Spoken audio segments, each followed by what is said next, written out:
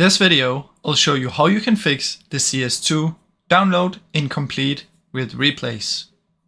Now the first step is you want to find CS2 and go to Properties, Installed File, and try and verify integrity of game files. Once you've done that, you can see if it works now. If it still doesn't, you want to press Browse, head over to your CS folder, and then you want to look for your Replays folder. Now for some people it's under Game, CSGO, in here somewhere. For others it's under the CSGO right here. So you just want to look for your folders. It might also even be in here, and look for your replays folders. Now I don't have any replays, so I don't even have the folder. But if you have the replay folder, you want to open it, and then in there you want to delete everything in there, which is all your replays and everything that you've saved in there. If there's something you want to keep, you should move them to another drive, but you want to clear the folder completely. Then simply try and relaunch CS2 and it should now be fixed.